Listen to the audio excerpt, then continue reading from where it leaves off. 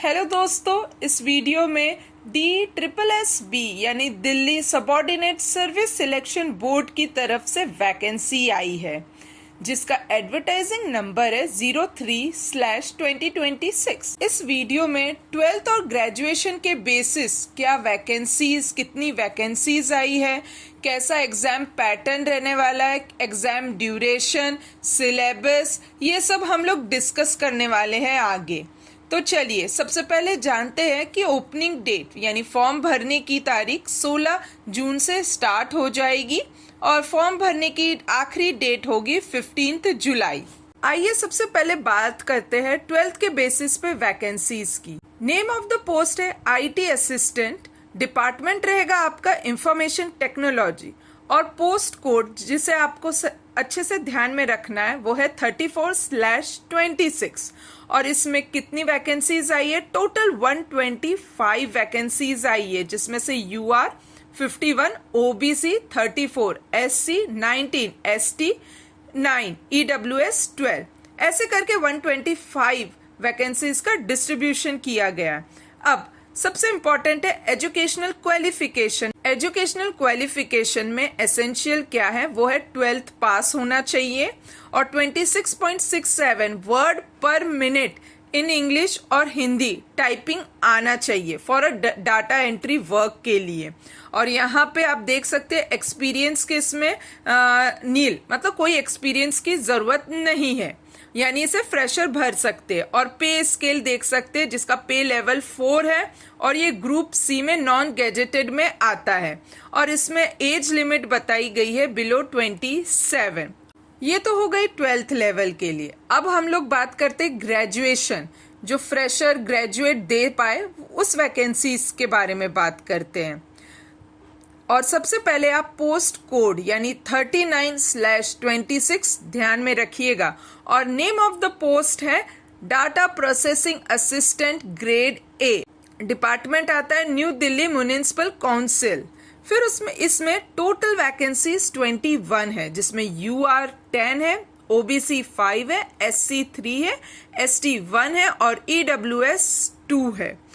Educational qualification की बात करें तो डिग्री ऑफ रिकॉग्नाइज्ड यूनिवर्सिटी से होना चाहिए या फिर diploma in computer engineering of a 3-year duration from a recognised institution और 1 year का एक्सपीरियंस होना चाहिए इलेक्ट्रॉनिक डेटा प्रोसेसिंग या फिर degree in computer engineer from a recognised university. Degree के साथ साथ आपको टाइपिंग स्पीड भी आनी चाहिए फॉर अ डेटा एंट्री के लिए, जैसे यहाँ पे लिखा है 26.67 वर्ड पर मिनट एदर इन हिंदी और इंग्लिश। फिर यहाँ पे स्केल की बात करते हैं तो पे लेवल 6 रहेगा और ग्रुप C में आती है ये वैकेंसी। और एज लिमिट की बात करें तो बिलो 30 ईयर। फिर हम आगे बात करते हैं पोस्ट कोड यानी 40/26 जिसका नेम ऑफ द पोस्ट है data entry operator grade B। Department है न्यू दिल्ली म्युनिसिपल काउंसिल। अब ये इसमें सिर्फ 2 ही वैकेंसीज आई हैं जिसमें कि सिर्फ ST को 1 है और EWS को 1 दी गई है।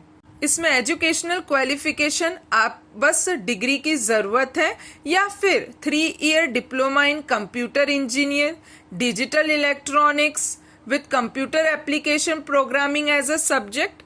और साथ ही साथ सेकंड नंबर पे लिखा गया है टाइपिंग स्पीड यानी डेटा एंट्री वर्क के लिए चाहिए इन्हें 26.67 वर्ड पर मिनट एदर इन हिंदी और इंग्लिश। और इसमें कोई भी एक्सपीरियंस की कोई रिक्वायरमेंट नहीं है। पे स्केल यहाँ पे लेवल 5 रहने वाला है, ठीक है, और ग्रुप C है, नॉन गैजेटेड है।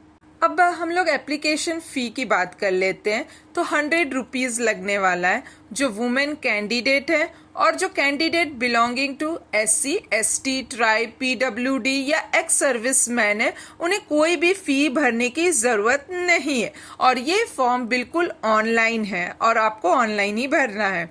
और अब हम सबसे इम्पोर्टेंट टॉपिक पे बात करते हैं एग्जामिनेशन स्कीम, जो कि मैंने बोला था कि पोस्ट कोड को ध्यान में रखिएगा। यहाँ पे एक ही 1 टायर जनरल एग्जाम होने वाला है जिसमें पोस्ट कोड शामिल है जो 34/26, 39/26 और 40/26 जो भी हम लोगों ने ऊपर में वैकेंसीज का डिस्कशन किया है, उसी ही पोस्ट कोड का एग्जाम सिलेबस कैसा रहेगा वो बताया गया है आगे।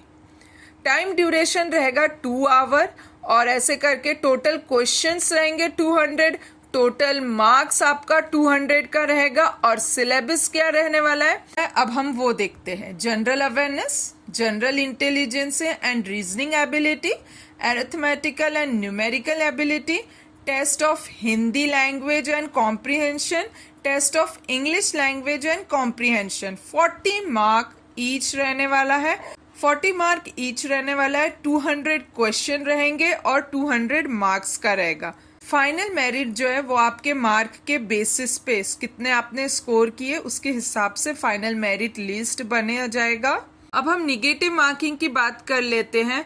0.25 will be the negative marking रहने वाला है और एग्जाम पेपर जो है वो हिंदी और इंग्लिश दोनों में आपको मिलने वाला है, लेकिन एक्सेप्ट लैंग्वेज पेपर इंग्लिश वाले इंग्लिश में ही रहेंगे। मिनिमम क्वालिफाइंग मार्क्स की बात कर लेते हैं। जनरल वालों के, जनरल या ईडब्ल्यूएस के लिए 40% रहेगा, ओबीसी दिल्ली वालों के लिए 35% रहेगा, एससी एसटी पीएच या पीडब्ल्यूडी वालों के लिए 30% रहेगा। ठीक, आप जो फॉर्म एक बार जो भर रहे प्लीज एक बार रीचेक कर लीजिएगा, क्योंकि ये कोई भी करेक्शन विंडो या मॉडिफिकेशन विंडो कुछ भी चेंज करने का ऑप्शन देने वाले नहीं है बाद में, एक बार सबमिट हो गया तो। एक इम्पॉर्टेंट बात कहनी थी दोस्तों, जो भी मतलब यहाँ पे एक लाइन लिखी गई है, OBC outside candidate will be treated as a unreserved candidate and they must be under a UR category में आते हैं। मतलब दिल्ली के बाहर वाले जो OBC वाले हैं वो सब UR में आ जाएंगे, यहाँ पे ऐसे ही लिखा गया है। इस फॉर्म से रिलेटेड आपको कुछ भी डाउट हो या कुछ भी क्वेश्चन अराइज हो रहा हो तो आप कमेंट बॉक्स में कमेंट कीजिएगा। और all the best and like and subscribe my channel. Thank you.